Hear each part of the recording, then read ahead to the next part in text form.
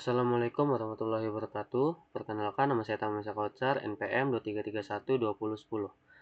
Di sini saya akan menjelaskan tentang materi sistem operasi. Panduan lengkap.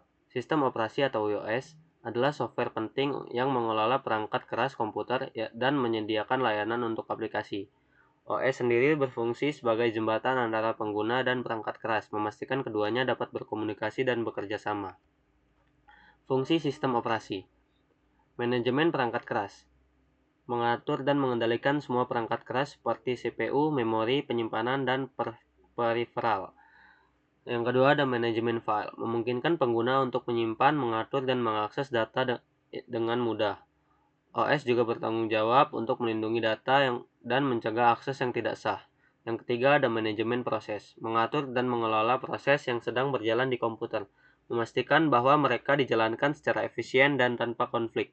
Yang keempat ada antarmuka pengguna, menyediakan antarmuka yang ramah pengguna agar orang dapat berinteraksi dengan komputer dan menjalankannya. Jenis-jenis sistem operasi komputer. Yang pertama ada sistem operasi standalone, dibuat untuk beroperasi pada satu komputer dan tidak bergantung pada jaringan. Yang kedua ada sistem operasi jaringan, dirancang untuk mengelola komputer dalam jaringan dan memungkinkan mereka untuk berbagi sumber daya. Yang ketiga ada sistem operasi embedded, dirancang untuk perangkat elektronik khusus seperti smartphone, TV, dan peralatan rumah tangga. Yang keempat ada sistem operasi live CD, berjalan langsung dari CD atau USB tanpa perlu instalasi pada hard drive. Sistem operasi standalone. Yang pertama ada komputer desktop, yaitu ada Windows, Mac OS, Linux, dan Unix adalah contohnya. Yang kedua ada laptop dan notebook. Versi OS desktop dirancang khusus untuk perangkat portable. Yang ketiga ada tablet. OS tablet seperti Android dan iOS dirancang untuk layar sentuh dan orientasi vertikal. Sistem operasi live CD. Yang pertama membuat sistem operasi versi OS yang dapat dijalankan langsung dari CD atau USB. Yang kedua, testing dan debugging, memungkinkan untuk mencoba iOS baru tanpa perlu menginstalnya. Yang ketiga, ada pemulihan data. Beberapa live CD dirancang untuk memulihkan data yang hilang. Sistem operasi embedded. Yang pertama, ada perangkat lunak khusus, digunakan untuk mengendalikan perangkat elektronik khusus. Yang kedua, ukuran kecil dan cepat.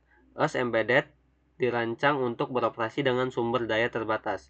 Yang ketiga ada aplikasi tertentu, dirancang untuk aplikasi tertentu seperti smartphone, TV, dan peralatan rumah tangga. Sistem operasi jaringan. Yang pertama, berbagi sumber daya, memungkinkan berbagi sumber daya seperti printer, file, dan aplikasi. Yang kedua, keamanan jaringan, melindungi jaringan dari akses yang tidak sah dan serangan. Yang ketiga ada manajemen jaringan, memudahkan administrator untuk mengelola jaringan dan pengguna. Perbandingan sistem operasi populer. Yang pertama ada Windows. OS paling populer, mudah digunakan dan memiliki banyak aplikasi. Yang kedua ada Linux, open source, fleksibel, dan stabil, cocok untuk server dan pengembangan. Yang ketiga ada macOS, didesain untuk Apple, dikenal dengan antarmuka yang elegan dan fokus pada kreativitas. Cara kerja sistem operasi. Yang pertama ada boot, mulai proses sistem operasi. Yang kedua, manajemen proses, mengelola proses yang sedang berjalan. Yang ketiga, manajemen memori, membagikan memori untuk program dan data. Yang keempat, ada manajemen perangkat keras, mengendalikan perangkat keras. Dan yang terakhir, ada antarmuka pengguna, berinteraksi dengan pengguna. Kesimpulan dan menutupnya, sistem operasi merupakan bagian penting dari komputer. iOS mengelola perangkat keras, menyediakan layanan untuk aplikasi, dan memfasilitasi interaksi pengguna dengan komputer. Pemahaman dasar tentang iOS membantu kita memilih sistem yang tepat untuk kebutuhan kita dan memahami cara kerjanya. Sekian itu saja yang bisa saya sampaikan. Saya akhiri. Wassalamualaikum warahmatullahi wabarakatuh.